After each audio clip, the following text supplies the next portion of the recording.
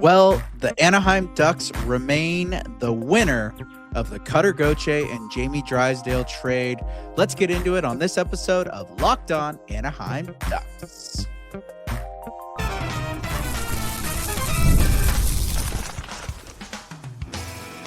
You're Locked On Ducks, your daily podcast on the Anaheim Ducks, part of the Locked On Podcast Network, your team every day. Hello and welcome, everydayer. I'm your host, Kyle Carr, and welcome to Locked On Anaheim Ducks, part of the Locked On Podcast Network, now the #1 sports podcast network. If you're a new listener, I'm a longtime Anaheim Ducks fan, and I've spent multiple years covering collegiate sports, including college hockey. But here every day on Locked On Anaheim Ducks, we're talking about the NHL Ducks, and they are kind of depressing right now. Not going to lie. I don't even know what to do with this team right now. However, we still got to talk about some stuff.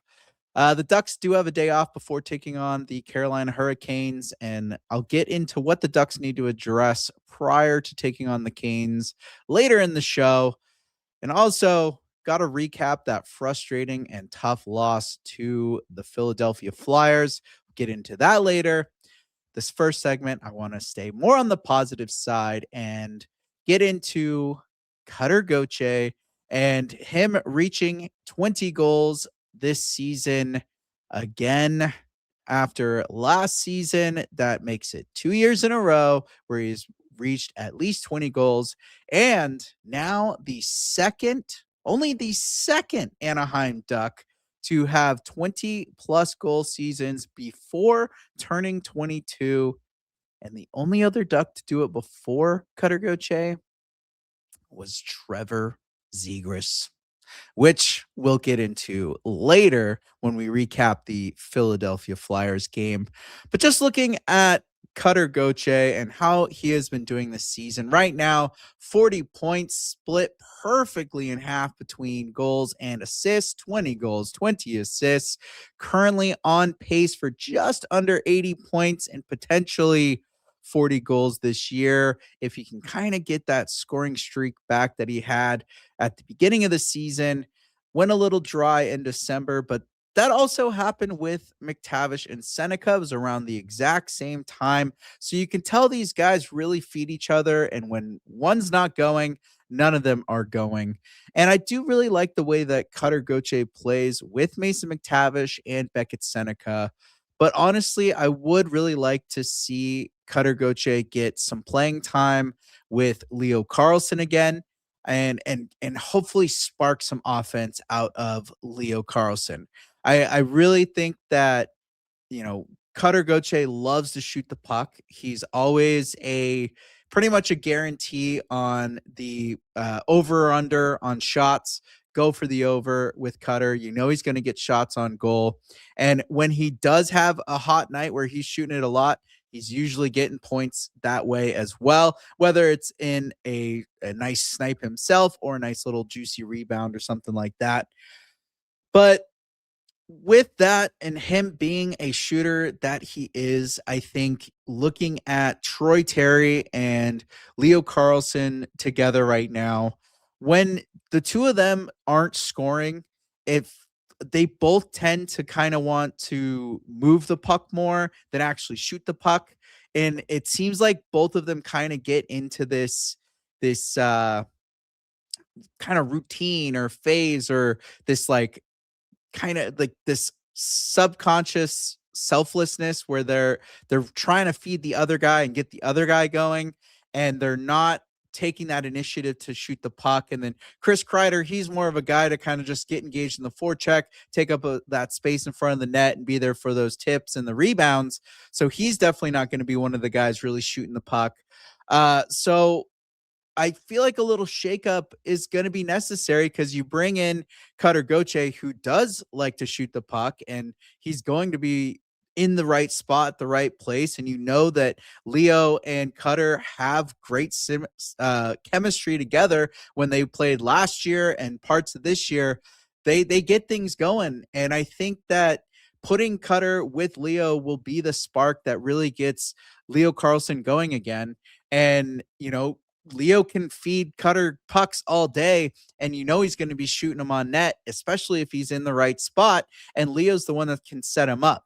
I think taking Terry kind of down to McTavish and Seneca, where you've got Seneca shooting the puck a lot now, and McTavish is more that physical center. I think you're going to see some production coming with Terry down with them, and then Cutter Gauthier up on that top line with Leo Carlsson and Chris Kreider. And I think it's just going to spark the two of them. I think you're going to see Cutter start sparking up in goals, and you're going to get Leo getting in an assist, and then he's going to feel that freedom to shoot when the Ducks are up, and it's just going to loosen things up. So that's just kind of what my mind is thinking right now in regards to the lineup and kind of how things have been shaking down. But it is good to see Cutter Gauthier out there getting those goals still, and to hit that 20 goal mark under 22, 2 seasons making that mark.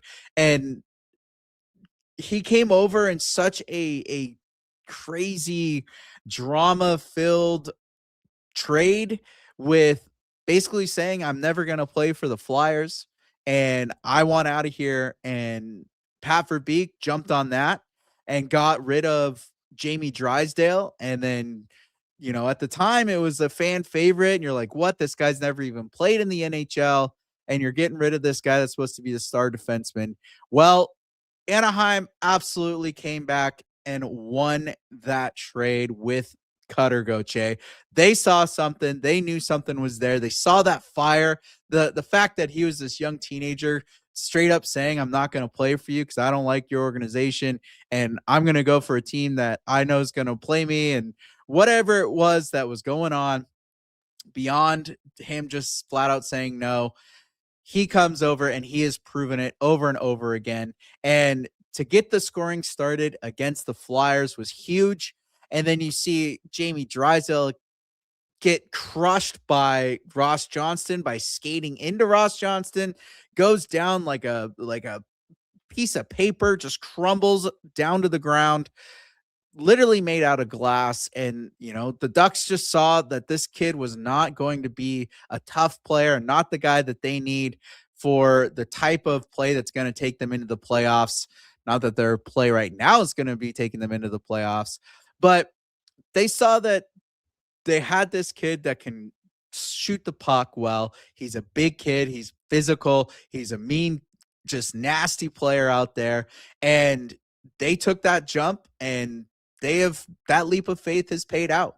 And Cutter Gauthier continues to light things up, and he continues to play well. And again, you have to remember that this is only the second full season that he is playing in. Like, last year was his first full regular season. He played all 82 games. He's been playing in all of the games this year. He's been playing so well and continues to keep developing. So he's one of those guys that I think I even have to remind myself that, he's still just in a sophomore year in the NHL, and he's still doing well. So there's a lot of development that's going to come out of him. And he's part of this crew that, needs to learn that this regular season is a marathon and not a sprint. And, having the full season last year, yeah, you get that recognition. And I feel like out of the younger core, he's definitely one of the guys that seems to recognize that this is a long season, and has been, taking care of his body well enough, and he plays smart in the games, and he's getting involved in all the right ways. And he's not out there, just acting like an idiot. He's playing smart hockey, and he's playing well. And I think that you need that energy right now for Leo, and to get them going. I think it's just going to be a good shakeup of the lines to get Leo and Cutter back together. And, a big thing that I saw in this game against the Flyers out of Cutter Gauthier is just the maturity that he has. I feel like he handled himself extremely well in Philadelphia. I mean, the entire fan base hates him. There's tons and tons of hate coming the entire night from the fan base, yelling F you, Cutter, and actually saying the whole word. And, just every time he got on the ice, they're booing him and just yelling all this stuff. the Flyers captain Sean Couturier comes up. He's slashing him in the back of the legs as they're getting off the ice at the beginning of the game. And, it's a lot of, you know, stress, I'm sure, and anxiety knowing that you're going to go into this barn and everyone hates you and you know what you've done and you know the history, but he held himself well. He got the scoring started and he got involved in the game all game. He never backed down, and I thought he was one of the best players out there tonight for the Ducks, and he showed up, and he didn't leave the game injured.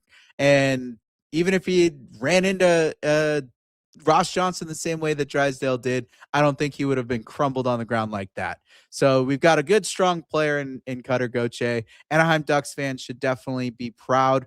And like I said, no matter how the result of that game was, I think we still got to see that Cutter Gauthier wins that trade. That was the winner, and he's going to be a huge piece for the Anaheim Ducks for quite some time, and one of the guys that these guys are going to ride the coattails of to playoff success. So good on Cutter Gauthier. Welcome back to the 20-goal club. Love to see it. And speaking of the Ross Johnston issue with Jamie Drysdale, we'll unpack all of that right after this, coming up next.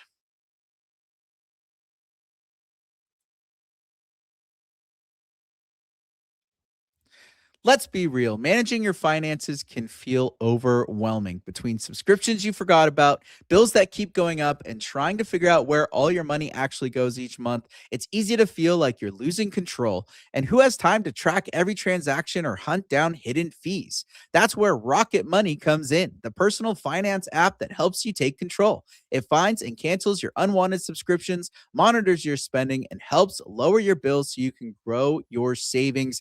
I was shocked when Rocket Money showed me I was paying for Paramount Plus twice. I had two accounts. I completely forgot about it. I guess I really wanted to watch Landman, but it's already saved me money switching to Rocket Money. I love how it tracks all my subscriptions, lets me cancel them right in the app with just a few taps. No more hunting down customer service numbers. Let Rocket Money help you reach your financial goals faster. Join at rocketmoney.com/locked on. That's rocketmoney.com/locked on. rocketmoney.com/locked on.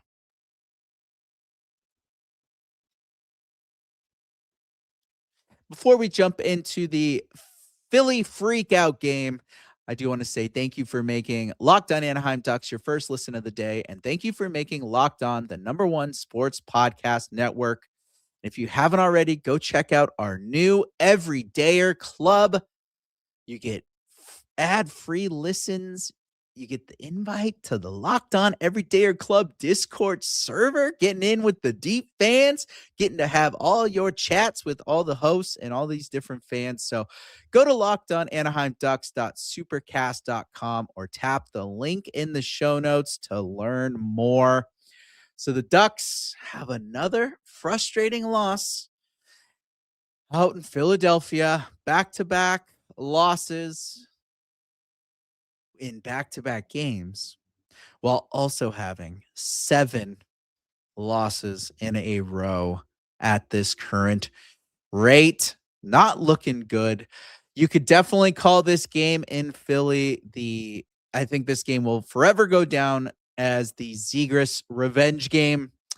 Cutter Gauthier, like I mentioned before, did get that scoring started, but then Trevor Zegras comes in, gets 2 goals, one of which is a power play goal. The one area the Ducks are struggling on, and the fact that Trevor Zegras is lighting things up and would be one of the top scorers on the team right now. Definitely miss having the kid around. And he gets his first goal of the game and does this little phone call hang up celebration thing, and he gets asked about it later in the post-game interview after getting the first star of the game, and he says, yeah, that's about as quick as the phone call took when I got traded. So obviously throwing some humor around. We know he's a chirper. We know he's a chatter, and even Brian Hayward was getting frustrated at the end of the game, and John Allers. So he's a guy that gets under players' skins, and you kind of miss him when you watch playing against him. That you see exactly what all the fans were looking forward to seeing under Coach Quenneville happening in Philadelphia. So frustrating to watch and not have that kind of edge on our team anymore. I think the guys definitely miss him. He was such a character in that locker room, and especially for that younger peer group like McTavish and Minchikov and Zellweger and even Lukas Dostal, all those guys. There was a lot of connection with Trevor Zegras. So kind of a bummer, but he lit up the Ducks, and so did the Flyers. They end up losing this one 5-2. Empty net goal involved in that. And another game where it's like, all right, the Ducks, you guys, you cannot keep trying to fight and scratch your way back in a game with having to score more than 4 goals to have a win. Scoring first twice in this back-to-back series. They get the first goal of each game, and then they end up just getting blown up by the opposing team. They cannot keep the puck out of their net. It has been so frustrating, just absolutely disgusting. But the Ducks didn't help themselves at all in this game. Neither did the refs, but a little mix of bad officiating and a very undisciplined team. They finally go out there and play physical, which they haven't really been doing, but then everything's resulting in a penalty, it feels like. They come away with 8 penalties in this game, including a 5-minute major penalty that was given to Ross Johnston for Jamie Drysdale and him running into each other at the blue line. Flyers fans, of course, think that this was a dirty play and Johnston has this history and all this, and he needs extra suspension and 5 games plus and all this stuff. Jamie Drysdale completely blind skates right into Ross Johnston. Ross Johnston's observing the play. He's trying to get in position based on the play going on down low. And at last second realizes he's basically going to collide. Looks like he thinks Drysdale's going to recognize that he's about to skate into him. So he kind of waited to see what he was going to do. Doesn't react before it's too late. They both crash into each other. Jamie Drysdale just collapses like, 2-ply out there. And it was just ridiculous. Another example of why the Anaheim Ducks got rid of this guy and got him off the team. He crumbles down just falls apart. The dude's made out of glass, and they end up giving a 5-minute major and a game misconduct. So Johnston's out of the game. It just was such a soft call to me, especially with what we saw later in the game.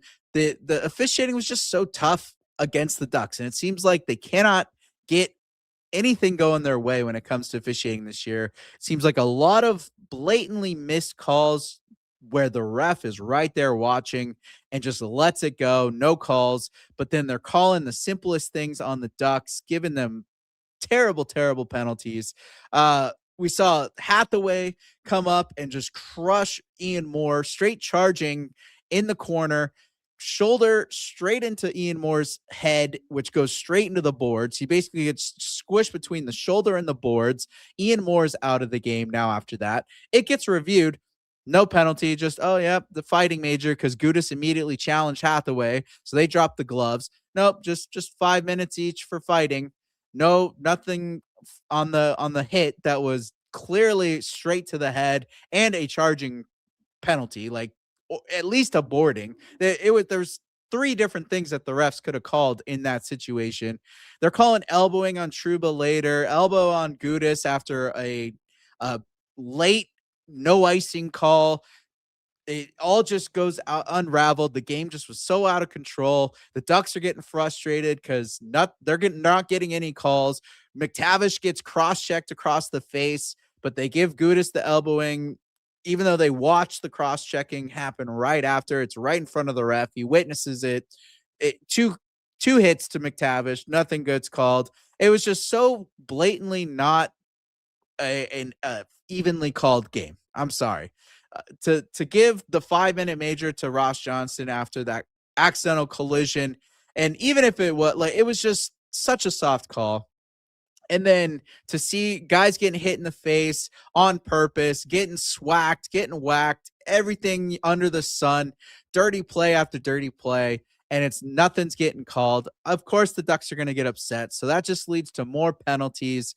And it was just an avalanche after that. And they just could not control what was going on. And, at least there was no goal scored on the 5 minute major to Ross Johnston. That's at least a bright light. They only allowed 1 out of the 8 penalties that happened. So only 1 out of 8 power play goals against.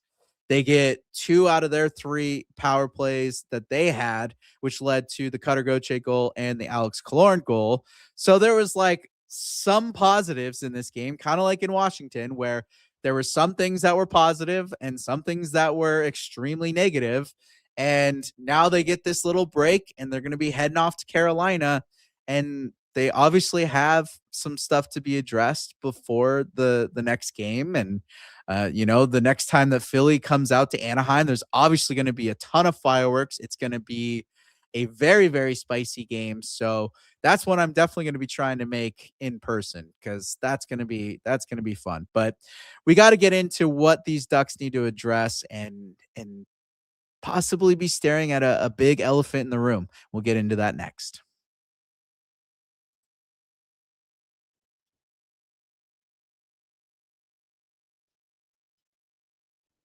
Well, after that little wonderful fun loss to the Philadelphia Flyers, the Ducks are now on a 7-game losing streak, and they have only won 1 game in their last 10. That's right. You heard me correct. 1 game in the last 10 games that they have won. They have given up 5 or more goals in 7 of their last 13 games. Again, I'll say that one more time for you. 5 or more goals in 7 of their last 13 games that they have given up. They have given up more than 3 goals, or at least 3 goals or more, in their last 10 games.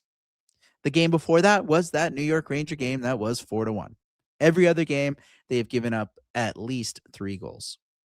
They've been scoring as well, though. That's the hard part in all this. They've been scoring. They are 6th place in goals for right now in the league. In October, they scored 36 and gave up 33. In November, they scored 54 and gave up 50. But then in December, they scored 43, still good, but gave up 58. Not so good. And in January so far, they've scored 8 and given up 17. So defense just falling apart on this team. Not that it was even good at the beginning, but now the offense isn't doing what it was doing at the beginning of the year. So now the offense is dried up. The glaring errors in this defense are just showing up every single game now. And it just seems to be mounting more and more and more. And nothing's getting fixed. It's just the same old mistakes every game. Guys doing the flyby, not being strong on the puck. They're not collapsing in the defensive zone, and they're not keeping guys cleared out in front of the net. They're just allowing teams to hem them in, and they're skating around, and there's just such a passiveness to the defense now, and they get so excited to like clear it up and get out on the breakout that they're just leaving the defense behind, and they're causing turnovers because they're rushing up. They're not handling the puck smoothly. They create turnovers for themselves, which ends up usually being in a breakout and then ends up in the back of the net. They just don't have a solid defensive plan at all right now. And unfortunately, I just think that this team needs to go back to the basic fundamental defensive hockey. As boring as it could be, they need to just get back into this collapse style. Just keep the score down to 2 goals at least against. Just 2 goals against. Let's play some shutdown hockey for a bit. Get back to the basics. Get back to those fundamentals of defensive hockey. It needs to change. This cannot keep happening. They're 6th in goals in the league, but 32nd in goals against. So that means they are the worst team in getting scored on. They give up the most goals in the entire league, but yet they're scoring in the top 6. That should not be the same. They cannot be in this position. They've got to get the defense tightened up. I would rather be in the 10th to 16th place in scoring and be up in the 10th and 16th place in goals against. Like, let's have some average, be in the middle, not the extremes of both. It's just not working out right now. The defense just doesn't exist on this team. And I honestly don't even know if Verbeek is looking to try to help bolster this defense right now. Is he looking at this as another burner season? Like, this is just another burner season. He's enjoying getting that success at the beginning of the year and just kind of letting this team fade out and do what it's going to do. Does he even have plans to try to salvage the playoffs right now? Like, the Ducks goal differential has dropped to -17, which is 27th in the league. They were in the positive only a couple weeks ago. They were up at it was like +8, I think, was their goal differential. Now -17. And their combined save percentage is now .873, which is the second worst percentage in the league. Only the Senators are worse at .871. The Ducks have only won 7 games since American Thanksgiving, which that amounts to 20 games. Okay. Now I'm going to be kind of throwing some math at you, so bear with me, but it kind of paints the picture of where the Ducks are right now and whether or not this is going to be a salvageable year. Okay. So they have won 7 games since American Thanksgiving, which amounts to 20 games. The Ducks have now played 43 games. So if I add that game prior to Thanksgiving, which was a win against the LA Kings, that would be 8 out of 21 games. Okay. So that equals 38% of games they have won since the Thanksgiving time. Okay. So about halfway of where they are at now. Half of the games that they have played, so the second half, they are at 38%.